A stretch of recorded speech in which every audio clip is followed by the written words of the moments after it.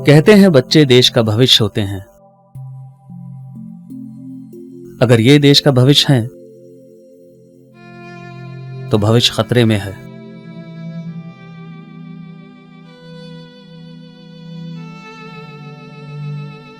देश का भविष्य झोपड़पट्टी और गंदी गलियों में रहने वाले बच्चों पर नहीं, बल्कि सफेद चमचमाती शर्ट पर टाई लगाए कॉन्वेंट स्कूल के इन बच्चों पर।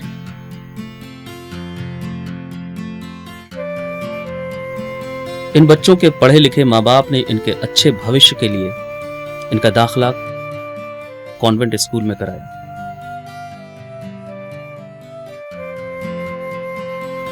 वहीं इन बच्चों के गरीब और अनपढ़ माँ बाप ने पैसों की तंगी की वजह से इनका दाखिला ढाबों और कारखानों में करा दिया।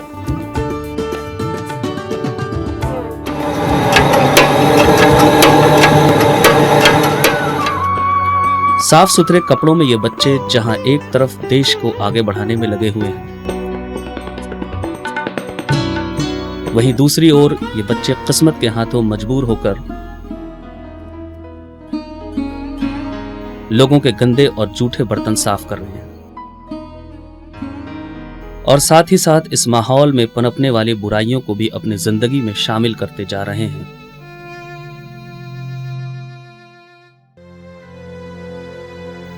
कुछ तो इनकी तकदीर ने इनका साथ नहीं दिया, वहीं दूसरी तरफ गंदे माहौल में पनपने वाली बुराइयों ने इनका भरपूर साथ दिया और इनकी उलझी जिंदगी एक ऐसे जाल में फंसकर रह गई जहां से निकलना अगर नामुमकिन नहीं तो मुश्किल जरूर है। इस माहौल में पनपने वाली बहुत सारी बुराइयों में से एक बुराई है नशा। चरस, गांजा, अफीम, हेरोइन का नशा करने वाले लोगों को ये चीजें ड्रग पेडलर के जरिए बहुत ही गोपनीय तरीके से मिल पाती हैं।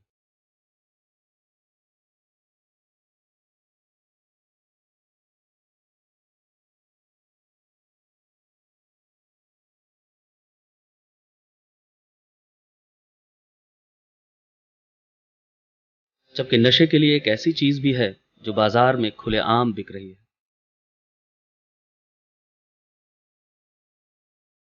ग्लू स्निफिंग हमारी साइकेट्री की लैंग्वेज में इनहेलेंट अब्यूज़ को कहते हैं।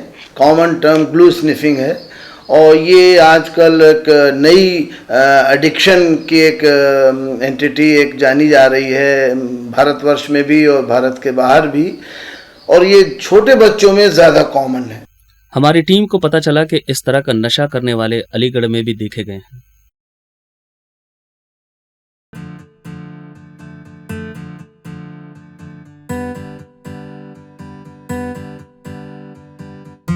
अब हमारे सामने यह समस्या थी कि ये लोग हमें मिलेंगे कहाँ। हमारी टीम इनके ठिकाने का पता लगाने के लिए अलीगढ़ के उन इलाकों में गई जहां इनके पाए जाने की संभावना थी।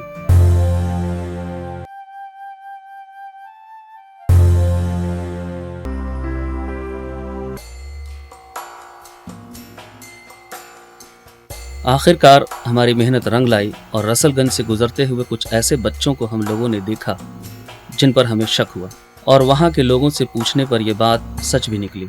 ये रसलगंज चौराहे पर ये लोग बैठते हैं इधर,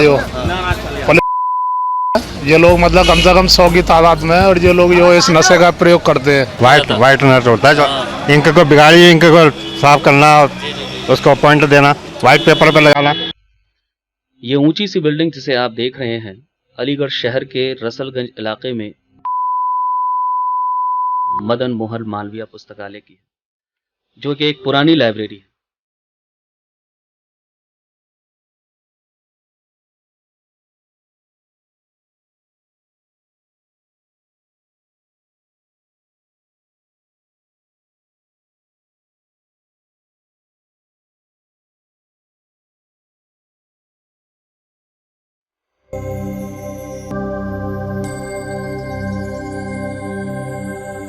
दूर सीढ़ियों पर बैठे शायद वही बच्चे हैं। आइए जरा करीब से देखते हैं। शायद आप समझ गए होंगे, जी हां, ये नशा कर रहे हैं।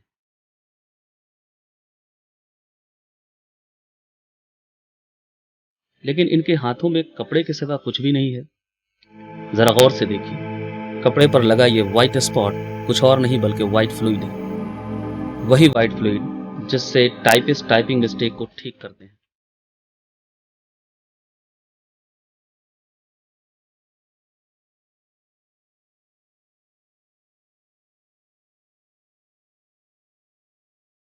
इस लाइब्रेरी में आम आदमी के अलावा आसपास के स्कूल और कॉलेज के बच्चे भी पढ़ने आते हैं। वो इन बच्चों को यहाँ इस हाल में देखकर क्या असर लेंगे, इसका अंदाजा आप खुद ही लगा सकते हैं।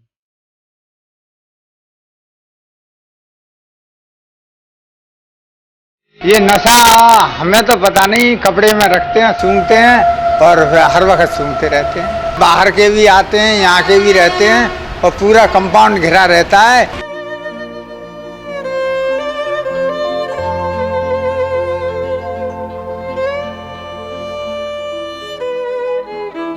जब हम अपनी यूनिट के साथ इन बच्चों से मिलने यहाँ पहुंचे तो ये हमें देखकर डर गए और भागने लगे।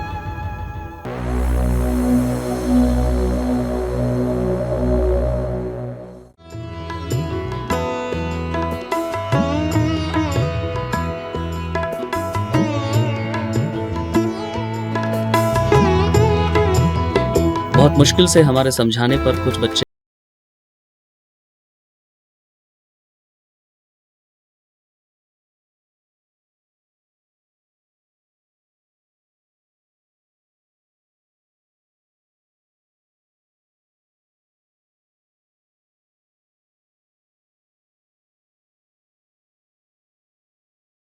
इनमें से अधिकतर अलीगढ़ के ही हैं, लेकिन कुछ बच्चे गाजियाबाद, खुर्जा, बुलंदशहर और अतरौली के भी हैं।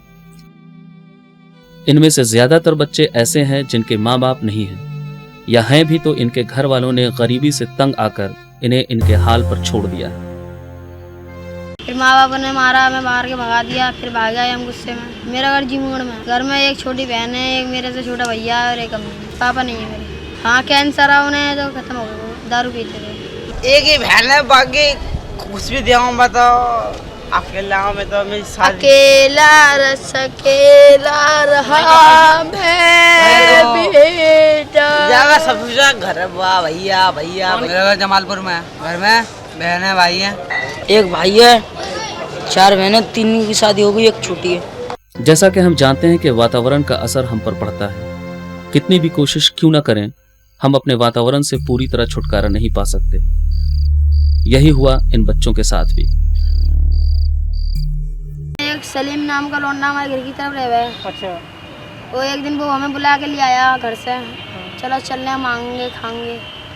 घर से अब दूर चल रहे हैं, मन्ना लगा घर पर। मैंने कि चलो, मैं उसके बेकाय में आने के उसने कुछ मेरे पैसे दिए, सही सेंटर फंड मांगना चालू करा। इस तरह पहले तो घर से आज़ादी और अच्छे खाने पीने की ललक ने इन्हें घर छोड़ने पर मजबूर कर दिया। बाद में इन बच्चों को कुछ ऐसे भी लोग मिल गए जिन्होंने इनको इस नशे का मजा भी चखा दिया। सही सेंटर फंड मांगना चालू करा, जब से हम सीख गए इसे पीना। ऐसे लोग में बैठ गए, सीख गए। अब जे पी रहा है, हम पी रहे हैं। अब जो हमारे पास जे बैठेगा, इसकी आदत पड़ेगी, जे पिएगा, जे 2 दिन रहेगा। इसीलिए आए हम घर, चल तू मेरे संग रहिए, वहाँ रहिए, वहाँ से रहिए।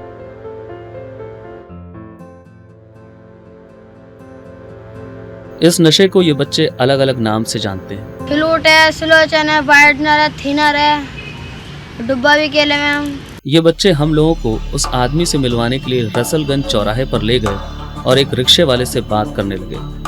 रिक्शे पर बैठे इस आदमी के हाथ को देखिए, इसके हाथ पर भी सफेद दाग लगा। शायद यही हो जिसने इनको इस नशे से रूबरू कराया, और हुआ भी है। ये खरीद कर बच्चों को सलोचन पीना सिखाता है, यही सिखाता है, बच्चों को सिखाता है। ये खरीदता है, सलोचन पीना सिखाता है। 20 रुपए का 2 शीशे आती हैं, ये सिखाता है। हाँ, यही सिखाता है। इसके हाथ में है शीशी। आया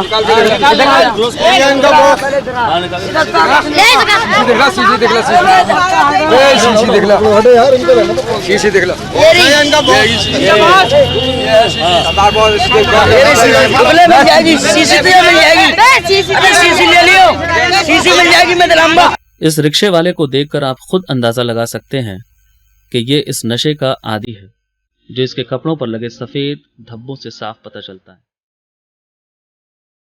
इसे देखकर आप ये भी समझ गए होंगे कि ये नशा सिर्फ बच्चों में ही नहीं, बड़ों में भी है।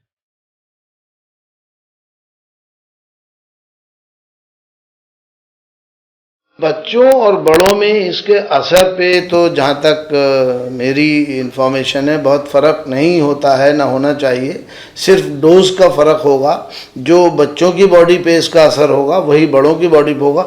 मगर ऐसा अभी देखा गया है पिछले कुछ सालों में कि ये प्रॉब्लम अवेलेबिलिटी आसान है, अभी इसका बहुत सोशल स्टिग्मा नहीं बना है, लोग अवेयरनेस नहीं है, तो इसलिए प्रॉब्लम बच्चों में ज़्यादा कॉमन है। मगर बॉडी के इफेक्ट का जहाँ तक सवाल है, दोनों पे सिमिलर ही होना चाहिए, सिर्फ डोज का फ़र्क हो सकता है, बड़ों में ज़्यादा डोज में उतना ही असर करेगी। इन बच्चों ने व्हाइट फ्लूइड से नशा करने के नायाब तरीके भी ढूंढ निकाले हैं, जो आसपास लोगों के बीच में रहकर भी किया जा सकता है और किसी को इसकी भनक तक नहीं लग सकती। हाँ, एक कपड़ा या कपड़ा नहीं होगा तो हम शेड में पी लेते हैं, अपनी शेड में इसमें डाल के यूँ करके। ज़्यादा पैसे आते हैं तो हम तौलिया भी ले लेते हैं। अच्छा। सबसे कॉमन तरीका कपड़ों में डालकर इनहेल करना है। इसे पॉलीथिन में डालकर भी इनहेल किया जा सकता है, जबकि देखने में ऐसा लगता है कि ये पॉलीथिन में हवा भरकर खेल रहे हों। इसे शर्ट की आस्तीन पर लगाकर भी इनहेल किया जा सकता है, और कभी कभी तो ये कॉलर पर लगाकर इसे मुंह में दबा लेते हैं। ग्लू स्निफर्स के जो सब्सटेंस हैं, ये कपड़े के टुकड़े में या रुई में या किसी तरह से इसको छिड़क के इसको इनहेल करते हैं या डायरेक्ट स्प्रे कर लेते हैं अपने मुंह में या नाक में। बच्चों का मानना है कि इसे इनहेल करने से गांजा, भांग और दूसरे नशे की चीजों जैसा अनुभव होता है।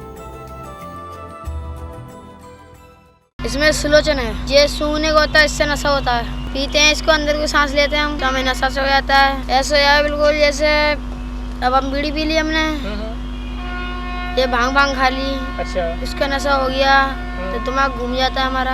अच्छा, से इधर ही कहीं पड़ जाते हैं, ऐसा लगता है ऐसे गांजा पी रहे हैं। अब सवाल ये उठता है कि व्हाइट फ्लूइड में आखिर ऐसी क्या चीज है जो सिर्फ इनहेल करने से चरस, गांजा और अफीम का नशा देता है। मेनली तो टॉलिन की वजह से ये सब इफ़ेक्ट्स होते हैं जिससे एडिक्शन पैदा होता है, मगर और भी बहुत से कंटेंट्स हैं जो इस तरह के फ्लूइड्स में होते हैं, जैसे ब्यूटेन या हेलोथेन या और प्रोडक्ट्स हैं, मगर कॉमनली इट इज़ टॉलिन जो इस तरह के थिनर और दूसरे केमिकल्स में होता है, जिससे एक हाई इफ़ेक्ट आता है बच्चों में, एक मूड में चेंज आता है, एक इलेटेड फील करते हैं, तो उससे उनको साइकोलॉजिकल डिपेंडेंस हो जाता है। इनकी ये हालत शायद इसलिए है कि इन्हें व्हाइट फ्लूइड नहीं मिल पाया है। ऐसा लगता है कि इनके शरीर में ताकत बची ही नहीं, ठीक से बैठना भी इनके लिए मुश्किल है। इसको अगर इनहेल करने का उन्हें मौका नहीं मिलता है या ये सॉल्वेंट अवेलेबल नहीं है तो इससे विड्रॉल सिम्टम्स होते हैं। विड्रॉल सिम्टम्स इस तरह होते हैं कि उन्हें डिजीनेस फील होगी, हेडेक फील होता है, लाइट हेडेडनेस होती है, कभी कभी नॉजिया, वॉमिटिंग होती है और रेयरली फिट्स भी हो सकते हैं। तो इस सब को कंट्रोल करने के लिए दोबारा उन्हें लेने की क्रेविंग होती है, ज़रूरत होती है, मगर इसका डिपेंडेंस ऐसा देखा गया है कि साइकोलॉजिकल ज़्यादा है। फिजिकल डिपेंडेंस बॉडी पे कुछ ड्रग्स जो हार्ड ड्रग्स हैं फिजिकल डिपेंडेंस करती हैं, उस तरह का नहीं है। पार्शियली फिजिकल डिपेंडेंस है, कुछ हद तक फिजिकल डिपेंडेंस है, मेनली साइकोलॉजिकल डिपेंडेंस होता है। व्हाइट फ्लूइड की ये शीशी इनके लिए किसी बड़े रेस्टोरेंट में एक दावत से कम नहीं है।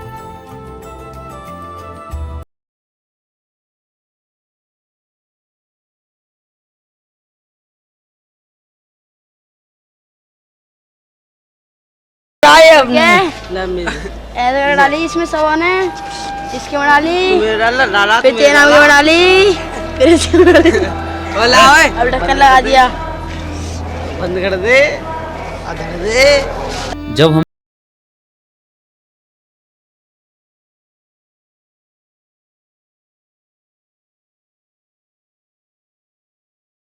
हमें ना मालूम है, बताते सब जनी है। मैं तो इतने दिन हो गए, मैं तो इतने बंदे मैंने सीगाँव में आज तक तुम्हें कुछ हुआ ना।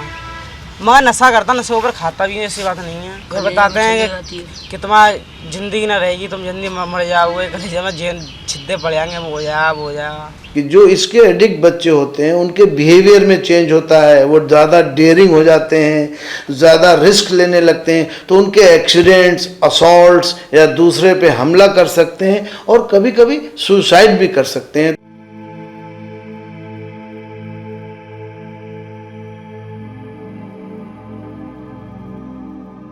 दिन में ले लेते हैं 2-3 बार, मांग के फिर लेने चले आए, फिर सोया में ऐसे पीते रहते हैं हम। 23 रुपए MRP की 2 से 3 शीशियों के लिए ये पैसा कूड़ा बीन कर, स्टेशन पे मुसाफिरों या दुकानदारों से भीख मांगकर या फिर ट्रेन में झाड़ू देकर इकट्ठा करते हैं।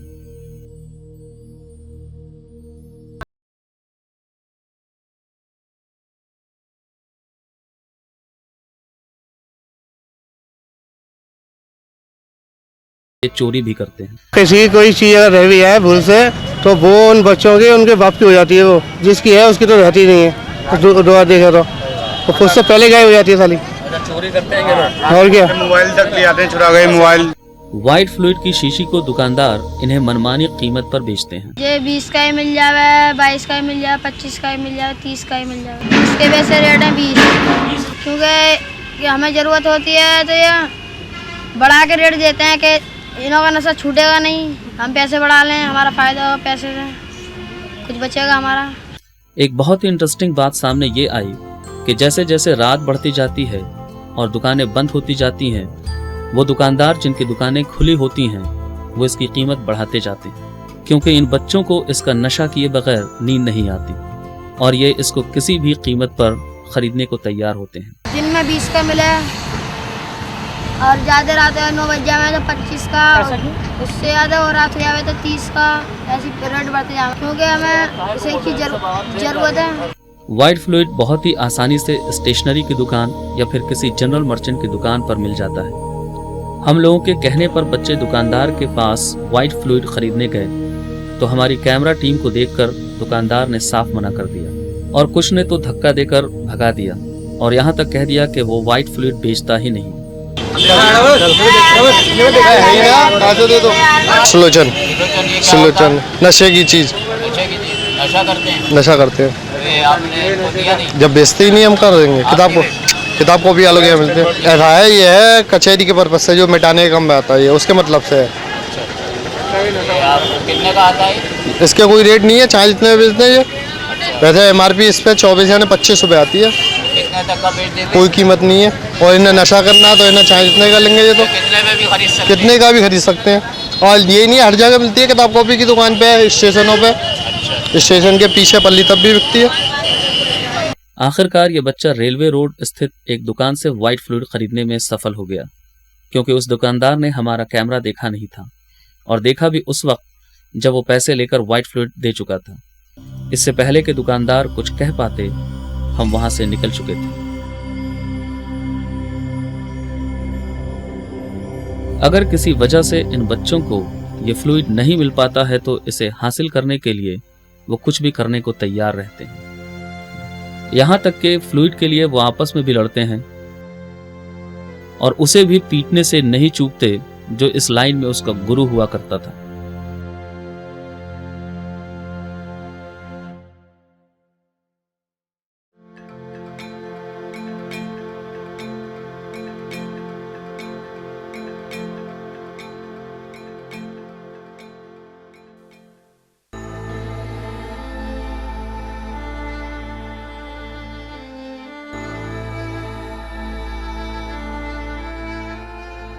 रिक्शे की हवा भी निकालती भाषण मेरी। रिक्शे की हवा भी निकालती। रिक्शे की हवा भी निकाल दी। नशे में तुम है तो मेहनत करता हुआ तो रिक्शा मेरे सामने देखो, मेरी रिक्शे की हवा भी निकाल दी इन लोगों ने। देखो मेरी रिक्शे की हवा भी निकाल दी इन लोगों ने। इन लोगों ने निकाली है। कहाँ गए ये? चल डाल वहाँ रिक्शा में, डाल रिक्शा में भैया भर के कुछ सुन रहे मोबाइल निकाल लिया, बेच दिया, किसी को 100-200 रुपये का हो गया काम। और ये रात में देखो, जब हम उतर रहता हूँ रात में इतने तंग करते हैं रोज। नहीं मान लो, पिटते रहेंगे। ये बताओ पहले, दिन भर मेहनत करते हो, रात में मेहनत कमाते हो, मजा आता है तुम्हें इसको करने में? नशा ऐसी लत है जो एक बार लग जाए तो उसे छोड़ना बहुत मुश्किल है। यही इन बच्चों के साथ भी हुआ। इनमें से कुछ ऐसे भी हैं जो इसे छोड़ना चाहते हैं लेकिन छोड़ नहीं पाते।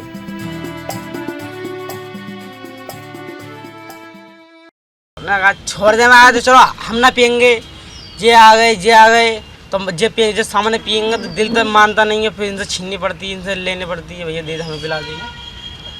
अब एक आदमी ना पिया, दूसरा आदमी पीने लग जाएगा, सामने पिएगा तो मांगनी तो पड़ेगी, वही बात है। मेरी आदत पड़ गई है, अभी हम छोड़ना चाहें फिर हुड़क लग जाए हम बाद में।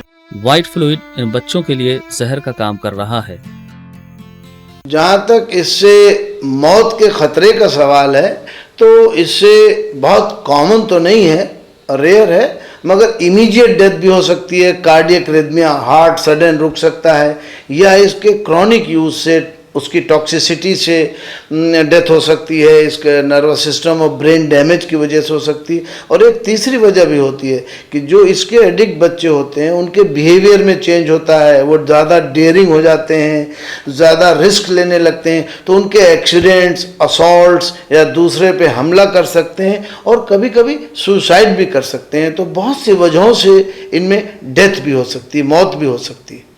इस धीमी रफ्तार जहर के तेजी से फैलते हुए प्रभाव को अगर रोका न गया तो इन बच्चों की जिंदगी जो अभी खेलने कूदने की है तबाह बर्बाद हो जाएगी।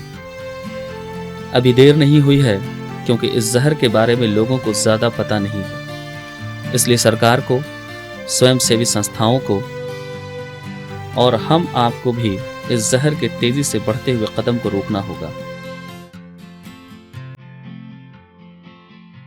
कंप्यूटर और इलेक्ट्रॉनिक टाइपिंग के ज़माने में व्हाइट फ्लूइड की ज़रूरत बहुत कम और ना के बराबर हो गई है।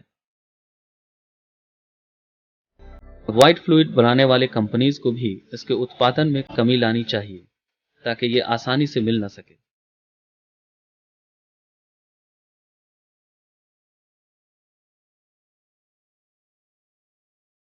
दूसरी ओर एडमिनिस्ट्रेशन को भी सख्ती बरतनी होगी कि दुकानदार इन बच्चों को व्हाइट फ्लूइड न बेचें।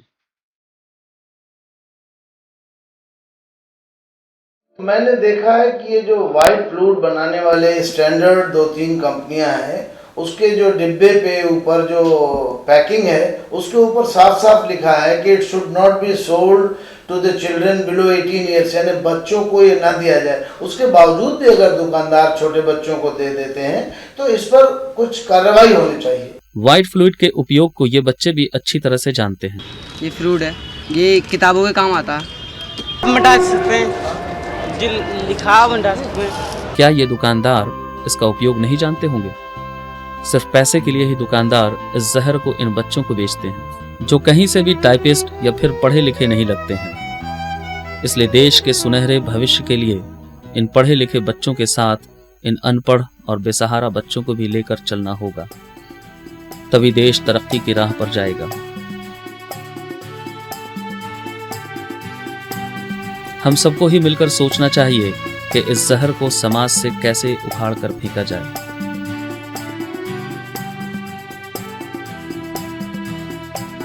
ये बच्चे तो ना समझ हैं, इनको तो ना भविष्य की चिंता है और ना ही मौत का डर। ये तो बेखौफ चल पड़े हैं इस जहरीले रास्ते पर जिसकी ना कोई मंजिल है और ना कोई अंत, बस तबाही ही तबाही है।